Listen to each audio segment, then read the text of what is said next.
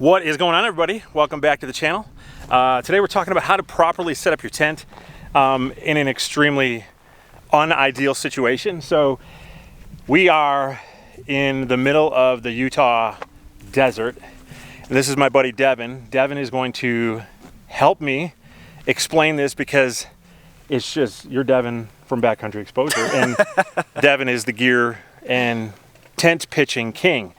Does that make me queen? I hope not. But so let's talk. I like a good tight pitch. Yes. So let's talk about why this ground is totally not ideal, and the situation is not ideal to really set up a tent, and why this is going to be a good situation to show people kind of how to set up their tent properly. Well, I'm pretty sure we are the only people ever to pitch a tent in this exact spot. I would agree. But aside from that, it's narrow. There's not a lot of open space. There's a lot of bushes and shrubs and pokey things, which make it difficult to get set up. And it's always like you look at a site like this and you're like, oh yeah, there's plenty of space, and then you forget how big your tent footprint is. True story. And that makes things, that's what I'm kind of experiencing with my tent over here. Yep. And then this here, where we're next to, this looks like a road. That is... It's a wash. It's a wash, and that is the path of least resistance for water when it rains. So we're just off to the side of that, because obviously if we experience any type of weather, we don't want to get washed away. And then everybody here has trekking pole tents. So there's a lot of trekking pole tents, which is not necessarily ideal for this terrain, but we made it work. It would probably be a little bit easier if we had maybe freestanding or semi-freestanding tents, but in this situation, let's walk through what you've done with your tent. Okay.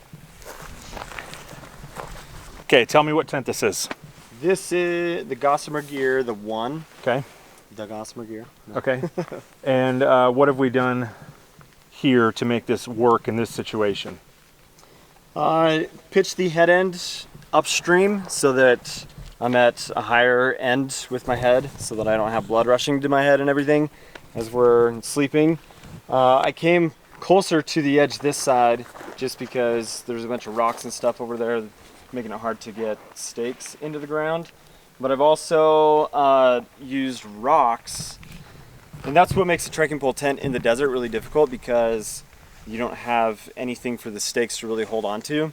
So I'm using rocks over top of the stakes to help hold them in, because trekking pole tents use a lot of pressure on the stakes for them to be able to hold, because you're trying to get a nice tight pitch with your tent, and if your stakes don't hold, then it's just gonna flop all over the place and not be a good pitch. So yeah, that's basically what I've done. Aside from, I've also put the head end kind of against the wind, so that breeze coming down the canyon, which is gonna happen, it'll push off the tent that way instead of the big, like, broadest side of the tent holding onto the wind. But you've done something really unique here, which I think a lot of people forget, and people don't understand guy lines. It's a very confusing thing. So this is properly set up, and I was actually really proud of him last night when he set up his tent. I was like, Devin, you're the man, because I never see people actually do this right. So explain to us what we're seeing here. Yeah, so like this guy line that's on the panel isn't meant to be pulled straight into the ground. It's not going to be as effective for like wind. Like, it's not really holding the body of the tent. It's meant to pull the panel of the tent away from your face and just create more livable space.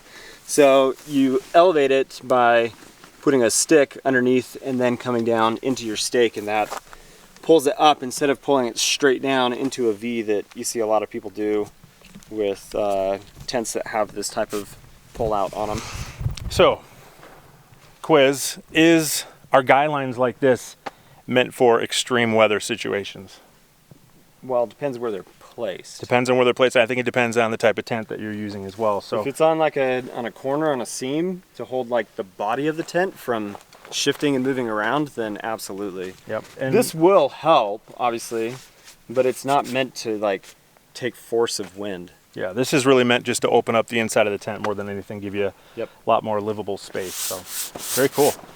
And then one other thing that I see a lot of people doing, especially not a lot of new backpackers, is when they're putting their stakes in the ground, they put their stakes straight down, which is a huge mistake. You should really be trying to put it more at like a 45-degree angle, because that way when the tension is being pulled from the guy line back towards the tent, it has a lot more difficult time to rip that stake out of the ground. So it's a tip from me. He didn't even tell you that, did he? So cool, man. Awesome. Thank you. So anyway, that's how you set up a tent in an unideal situation out here in the Utah desert. If you're wondering what my tent looks like, it's actually set up way better than Devin's, like naturally. Actually, no, it's not, but it is set up pretty well. I'm using that tent over there. It's the Big Agnes Scout 2 Carbon. So if you guys like this video, make sure you hit that like button. Also subscribe for more. Make sure you hit that bell notification so that I can send you a video every time it's released. Also follow me on Instagram. I'll put that right here on the screen, and I will see you on the next one.